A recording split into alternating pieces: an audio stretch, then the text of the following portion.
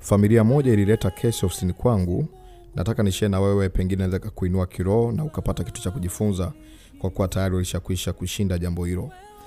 Ilikuwa ni mume na mke walikuja ofisini kwangu wakiwa na changamoto ya ndoa, na changamoto yao ilikuwa ni ya tofauti kidogo, lakini namshukuru Mungu kwa sababu tuliweza kuipatia utatuzi na Mungu aliweza kuwasaidia. Kesi yao namna ilivyokaa, mwanaume aliwahi kupata changamoto ya kiafya. Alipata shida ya tezi dume, akaugua kwa muda mrefu, na baada ya muda ikaonekana hawezi kuwa na ushirika na mke wake kwa sababu alikuwa amehangaika sana hospitali na alikuwa amehangaika kwenye maombi na mengineyo. Kwa hiyo akawa amekata tamaa, akawa hawezi kuwa na ukaribu tena na mke wake. Kwa hiyo walikuwa wamepishana na mke wake muda kama wa miaka 8. Yani mwanaume alikuwa ni mkubwa, amemzidi mwanamke miaka 8. Mwanaume akawa amekubaliana na ile hali kwa sababu alijaribu kuhangaika huku na kule kulingana na tatizo ambalo lilikuwa limemwathiri, ilionekana limemwathiri zaidi, na pengine kwa kuna matatizo mengine ya kiafya, lakini mojawapo ambalo alinishirikisha ni hilo. Kwa hiyo kapelekea hana ukaribu tena na mke wake kwa maana ya kindoa. Jambo hilo likawa limewaletea shida kwenye familia. Kwa hiyo wakawa wamekaa yeye pamoja na mke wake, wanafanyaje kuhusiana na hilo. Mwanamke ikaonekana bado ana uhitaji wa kuwa na ukaribu na mume wake, lakini mume wake hana uwezo tena wa kuweza kukamilisha ukaribu huo. Kwa hiyo wakawa wamekubaliana kindoa yeye pamoja na mke wake kwamba waangalie ni njia gani mbadala ambayo inaweza kuwasaidia kwa kipindi hicho chote. Na wakati ambao wanaletea kesi, mwanaume alikuwa amezaa na mke wake mtoto mmoja wa kike, na umri wa mtoto wake alikuwa na miaka 18. Ni watu wazima ambao walikuwa wameniletea kesi hiyo, na wana maisha mazuri tu, na mwanaume ni mtu anaheshimika, ni mtu ambaye Mungu amempa neema ya kiuchumi na mengineo. Lakini changamoto kubwa ambayo walikuwa nayo ni hiyo ambayo ikawa imewaathiri kwa kiwango kikubwa. Sasa kwa sababu walikuwa wanapendana na walikuwa wanataka jambo hili liwe siri ya familia, lisiweze kutoka kwa ndugu na wengineo, kwa hiyo wakawa wametafuta njia ya kuweza kuwafanya waweze kuendelea na upendo, na huku wanangoja Mungu aweze kutenda muujiza. Walichokuwa wamekubaliana, wakawa wamekubaliana watafute njia mbadala ya kuweza kumkizi mwanamke. Kwa hiyo wakatafuta maumbile ya plastic ili aweze kumkizi mwanamke. Wakawa wameenda na hiyo hali, ikaonekana mwanamke bado afikii mahali ambapo anatakiwa afike. Kwa hiyo kukawa kuna ukakasi bado. Kwa wakawa wamekaa tena kikao cha familia, wanafanyeje, wanatatueje jambo hili, na wanaogopa kumshirikisha mtu yote kulingana na hali ilivyokaa. Mwanaume anampenda mke wake, lakini amejitahidi kwa namna zote, anashindwa na ameshindwa. Amejitahidi kwenda huku na kule, na kwa sababu ya heshima ambayo yuko nayo, kwa kuna baadhi ya watu wanaogopa kuwashirikisha, na kuna baadhi ya mahali anaogopa kwenda, lakini kuna hali wanapitia, na mwanamke ana uhitaji wa mume wake. Kwa hiyo wakawa wamekubaliana, ni watu ambao wameokoka, wanamwamini Mungu, wakawa wamekubaliana kwamba sasa tuone njia ya pili ni nini cha kufanya. Njia ya pili ambao wakawa wamekusudia, wakawa wamekubaliana kwamba mwanamke atafute kijana wa nje. Mwanaume akawa ametoa hiyo ridhaa kwamba mwanamke atafute kijana wa nje na awe na ukaribu naye, huku mwanaume anajua bila huyo kijana kufahamu kwamba mwanaume anajua. Na wakawa wamekubaliana kwamba asimpatie muda mwingi, lakini kwa muda ambao anahitaji utoshelevu ndio aweze kumpata yule kijana. Na wakawa wamekubaliana kwamba asizae naye mtoto yoyote, iwe siri yao, na wasipate mtoto yoyote kwa namna yote ile. Kwa hiyo ukaribu ukawa umeendelea, mwanamke akawa amepata kweli kijana, na akawa yuko naye kwenye mahusiano hayo ambayo mwanaume anajua, na kwa sababu ya udhaifu aliokuwa nao ilibidi tu akubali, na huko anafahamu kwamba mwanamke wangu kuna mtu yuko naye. Ukaribu wa mwanaume na mke wake ukawa umerudi, na wakawa wanaendelea vizuri tu, furaha ya ndoa ikawa imerudi, huku mwanaume anajua kwamba mke wake yuko na mahusiano na kijana mwingine ambaye kazi yake ni hiyo tu, kumtosheleza mke wake. Ukaribu ukawa umeendelea na furaha ya familia ikawa imeendelea kwa maelezo alionipatia. Lakini baada ya muda, kilichotokea kama baada ya miaka 3-4, yule kijana ambaye alikuwa na mama akawa ameanza kubadilika. Ni kama hana ukaribu tena, haonyeshi upendo tena, na kilichotokea huyu mama akawa amempenda zaidi yule kijana wa nje. Kwa hiyo na ndani huko kwa kumebadilika kidogo. Kwenye baada ya miaka 3-4 mama akawa aonyeshi upendo wa kutosha kwa mume wake, na kijana yule akimsumbua, basi hiyo vita itaendelea mpaka nyumbani. Kama akitendewa jambo fulani huko atanuna mpaka kwa mume wake. Jambo hilo likawa limefanya mwanaume ajisikie udhaifu, ajisikie kama kuna namna ambayo anadhoofishwa na nguvu yake kama baba inakuwa inapungua, kwa sababu akifurahi kule na huko anafurahi, akipitia changamoto kule na huko anapitia changamoto. Kwa hiyo baba akawa mkali, akasema mimi sitaki tena uendelee na huyo mtu, kwa hiyo nataka muachane. Jambo likawa gumu, mama tayari ameshampenda, na yule kijana bahati mbaya au nzuri akawa amebadilika naye. Mwanamke akawa amemtendea vitu vingi, amemnunulia vya kumnunulia, amemnunulia paka gari, amempatia vitu vingi vya thamani. Na kijana ikaonekana kwamba sasa na yeye anataka awe na maisha yake, hataki tena hilo jambo liendelee. Na mwanaume naye huku akawa anasema naona sioni heshima yangu, sioni haki yangu kama mwanaume. Kwa hiyo mwanaume naye akawa amebadilika, akawa hahitaji tena yale mahusiano yaweze kuendelea. Jambo hilo likawa ni gumu kidogo kwa mwanamke kulipokea, kwa sababu tayari alishampenda yule kijana na tayari kukawa kuna ukaribu unaendelea. Na mwanamke akawa na msimamo wake, mwanaume naye akawa na msimamo wake. Vita yao ikawa ni kubwa, kila mmoja akawa anasimamia upande ambao anaamini ndio wenye haki, upande ambao anaamini uko sawa. Kwa hiyo jambo lao likawa ni gumu kidogo, lakini mwanaume akawa anaogopa wasije wakaachana, alafu mwanamke akasema udhaifu wa mwanaume, kwa sababu ni mtu anaheshimika, ni mtu mwenye mamlaka fulani ya kidunia. Kwa hiyo akawa anaogopa jambo hilo, kwamba sio akaachana akatumia fimbo hiyo kuweza kumshusha thamani au hadhi yule mwanaume kwa yale ambayo yalikuwa yanaendelea. Kwa mwanaume akawa anajitahidi sasa kushuka, lakini mwanamke akawa tayari ana nguvu, akawa tayari naye ana msimamo wake. Shida ile ikawa ni kubwa, wakawa wanaogopa kushia na mchungaji wao, kwa sababu shida imekaa vibaya na tayari walishafanya maamuzi ambayo walihisi kabisa kwamba huenda kiroho hayatakiwi na hayapo. Kwa hiyo wakawa wanaogopa ni nani wa kushia naye changamoto yao. Likawa linawaumiza. Kwa bahati nzuri wakawa wamekutana na clip yangu, wakawa wamenisikiliza, sijui tu ikaweje, nafikiri ni Mungu tu. Baadaye wakawa wamekubaliana waweze kuja, wakawa wamefika ofisini kwangu, wakawa wamenielezea ili kama ninalo kuelezea leo hii. Changamoto yao ikawa imekaa vibaya, kwa sababu walikuwa wamefika mahali pabaya. Binafsi nikawa nimewashauri, kwanza wamemkosea Mungu kwa sababu waliingilia kazi ya Mungu ambayo kimsingi walitakiwa waweze kunyenyekea na kumwamini Mungu, na kufanya maamuzi ambao walikuwa wameyafanya, walikuwa wamefanya Mungu asitende, Mungu asifanye.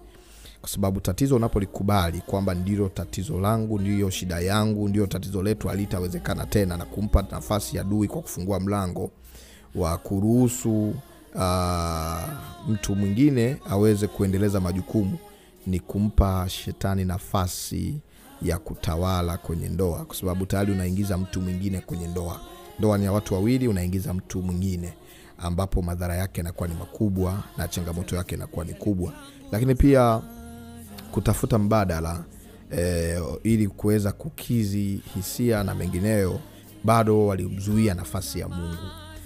Ninachokitambua, kiu ya uponyaji na imani ya uponyaji ndio silaha kubwa ya mtu kufunguliwa. Utakapotafuta mbadala, yani jambo lolote lile ukitafuta mbadala, manake umeruhusu hatua zingine za kibinadamu ziendelee, alafu wakati huo unakuwa umezuia hatua za Mungu kufanya kazi kwako, hasa kama umeamini. Ikiwa umeamini jambo lolote ambalo likiwa ndani ya uwezo wako, ndani ya fikra zako, ukasema kwamba ninaweza kulipatia majibu, au kuna mahali naweza nikaenda nikapata majibu, basi nafasi ya Mungu haiwezi kufanya kazi. Mungu anafanya kazi pale ambapo akili zetu, mawazo yetu, fikra zetu zimefika mwisho. Basi nilichowashauri ni kwanza wanatakiwa watubu, kwa sababu wamekosea wote wawili na wamemuingiza shetani ili aweze kuitawala ndoa yao na familia yao. Na walitakiwa baki tu kumwamini Mungu, hata kama wamejaribu kwenda huku na kule kuombewa na kupata msaada wa kitabibu na kidaktari huku na kule, bado sio jibu la Mungu. Unajua, unaweza kaenda kwa mtumishi fulani usifanyikiwe kwenye jambo lako, lakini haina maana kwamba Mungu ameshindwa kusaidia. Kila mtumishi amepewa neema yake, na kila mtumishi amepewa watu wake wa kuweza kuwavusha. Unaweza kaenda kwa mtumishi ambaye ana jina kubwa, wewe ukaenda pale usifunguliwe, na ukaenda mahali ambapo pa kawaida tu na hata mtumishi ana jina hilo, alafu ukaenda ukakuta umefunguliwa. Ni kwa sababu kila Musa ambaye Mungu amemweka ana watu wake wa kuwavusha. Kwa hiyo unaweza kulazimisha kuvushwa na Musa huyu au kufikishwa na Musa huyu, kumbe Mungu amekusudia mtu mwingine wa kuweza kufikisha mahali fulani. Kuna mwingine anaweza kukufikisha mahali fulani, lakini kuna mwingine akakufikisha mpaka pale ambapo unatakiwa ufike. Musa aliwafikisha wana wa Israeli mpaka eneo fulani, lakini baada ya hapo alipokea Yoshua ambaye aliwafikisha waliokuwa wamekusudiwa. Tena wakati mwingine wengi wao walikuwa sio wale ambao Musa alikuwa amewafikisha pale ambapo alikuwa amefika. Kwa hiyo nikawa nimewashauri wanatakiwa watubu, wa muombe Mungu msamaha na wasikubali kuachana.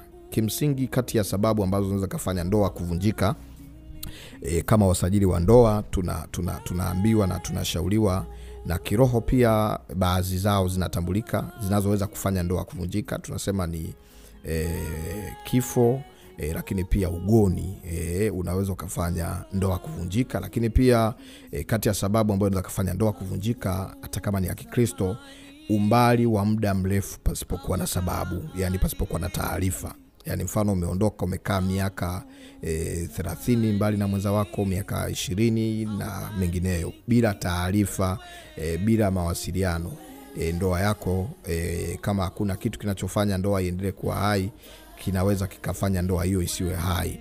Lakini pia jambo lingine ambalo hili natakiwa liwe tangu mwanzoni, kitendo cha mmoja wapo kuto kuweza kutimiza jukumu lake kama mume kabisa, hiyo inaweza kufanya pia ndoa kuvunjika. Nimewaisikia kesi fulani mahali kijana alimpata mwanamke, lakini kumbe yule mwanamke akawa hana maumbile ya kike. Kwa hiyo ikawa imeleta shida sana walipooana. Mwanaume akaona changamoto hiyo imekuwa ni kubwa. Kwa hiyo ile ndoa, story ambayo nilipata ikabidi ivunjike kwa sababu hakuna namna ya kuweza kuifanya ndoa iwe ndoa. Sasa sababu ambayo inaweza kufanya hali ya kuto kuweza kumkizi mwenza wako kwa muda mrefu, hii sio kwa miaka 3, 4, 5, 10, ni muda mrefu, inaweza ikawa ni sababu moja wapo. Lakini tukasema mpaka kufika kwenye sababu hiyo, mwanzoni mlipokuwa mmeoana mlikuwa mnaweza kufikia mahali ambapo mlikuwa mnafika. Kwa hiyo hapa kwa ili tatizo na ugonjwa, manake ni dharura ambayo imejitokeza katikati ya safari. Na kama ni dharura imejitokeza katikati ya safari, manake tuna uwezo wa kumuomba Mungu, na ninyi wenyewe kwanza natakiwa muingie katika kumtegemea Mungu na kumwamini Mungu kwa 100%. Punguzeni kwamba nina mtu fulani, ngoja nijaribu jambo fulani. Kwa kufanya hivyo inaweza ikaondoa nafasi ya Mungu. Kwa mimi nikawa nimewashauri wale wapendwa tuingie kwenye maombi ya toba. Tena maombi ya toba tukaingia kwenye maombi ya kufunga na kuomba utakaso. Nikawaambia warejeshe upendo, kwa sababu upendo ndio unaoweza kurejesha hisia. Upendo ndio unaweza kurudisha kila ambacho kimepotea. Kwa hiyo nikamwambia warudishe upendo kama ule wao wa kwanza. Wasiliabudu tatizo wala kuliamini tatizo, warudishe upendo. Kwa hiyo tukaingia kwenye maombi ya toba na rehema mbele za Mungu kwa sababu ya yale ambao waliyakosea, na tukaomba Mungu arudishe upendo. Kwa hiyo Mungu akarudisha upendo sio kwa sababu. Akarudisha upendo kwa wale watu, wakaingiwa tu na upendo. Baada ya kuingiwa na upendo, ikawa ni mwashauri kisaikolojia kwamba asiamini mwanaume kwamba ana shida, na mwanamke asiamini kwamba mume wake ana shida hiyo. Kwa waamini kwamba wako kwenye hali yao ya kwanza, alafu Mungu anaweza akafanya kitu, kwa sababu anampa Mungu nafasi. Jambo lolote ambalo unakuwa umeliinulia imani. Imani ni nini? Imani ni kuamini jambo ambalo halipo, ni kuamini jambo ambalo halijatokea. Kwa hiyo nikawaambia waamini kwamba imekuwa. Kwa kuamini kule na ule upendo na ile faraga ya muda mrefu ya kukaribiana, ikarejesha kwa muujiza hisia za mwanaume. Kwa hiyo kwa namna fupi ili niweze kuzungumza, kilichofanya hisia ziondoke kwa wale watu na wahisi kwamba hawawezi, ni walipopokea majibu ya kidaktari, alafu wakayaabudu na wakawa wanaenda kwa madaktari na kutumia dawa wakitaka matokeo na majibu ya haraka, kwa sababu ya ile kiu na ule upweke na kule kushindwa kwa muda mrefu, mwanaume akawa anahisi tu yeye hawezi na mwanamke akawa anahisi tu yeye hawezi. Nilipoinua imani kwao kwamba inawezekana na Mungu atawasaidia, basi nataka nikupe ushuhuda ya kwamba wale watu Mungu amewasaidia, na mpaka wakati huu mwanamke ni mjamzito kwa neema ya Mungu na kwa huruma za Mungu. Nimeleta hili ni share na mtu mmoja ambaye pengine unapitia kesi kama hii, au unapitia kesi inayoendana na hii, au kuna mtu ambaye umesikia anapitia kesi inayoendana na hii. Jambo lolote ambalo akili za kibinadamu zinapofika mwisho, ruhusu nafasi ya Mungu ifanye kazi. Ukimsaidia Mungu kazi, huwezi ona matokeo. Ukimsaidia Mungu kazi na kuliabudu tatizo na kulifanya tatizo hilo ni kama ndio tatizo ambalo linaenda kuharibu kabisa maisha, kwamba njia mbadala na njia itakaweza kuwasaidia kwenye jambo hilo ndoa pengine ivunjike, mpendwa, hakuna majibu na matokeo yanayopatikana kwa kuvunjika kwa ndoa. Upendo ndio unaweza kurudisha kila kitu. Upendo unaweza kurejesha kila kitu. Ukimpenda mwenza wako, ukimchukulia kwa hali ambayo unapitia kwamba ni kipindi tu ambacho ni jaribu ambalo litakiwa wapitie, basi naamini Mungu atawasaidia. Na haya mambo ni shetani alikuwa amepata nafasi, akawa yuko katikati ya ndoa. Mambo haya, kuna nguvu nyingi za shetani zinafanya kazi kwenye ndoa na siri nyingi zinaendelea kwenye ndoa, lakini kwa bahati mbaya kulingana na zilivyokaa sio rahisi kushana na kila mtu. Nikutie nguvu, nikutie moyo ya kwamba yuko Mungu anayeweza kusaidia, yuko Mungu anayeweza kutenda, yuko Mungu anayeweza kuinua. Share na jambo hili na ujumbe huu na mtu mwingine ambaye pengine anapitia jambo kama hili, amekosa msaada. Kwa neema ya Mungu, Mungu atamfungua. Naitwa mwombezi Pastor Godwin Ndelwa. Nina shuhuda nyingi ambazo nilipokea kutoka kwenye ofisi yangu ya kichungaji, ambazo zinapopata majibu huwa na share na watu ili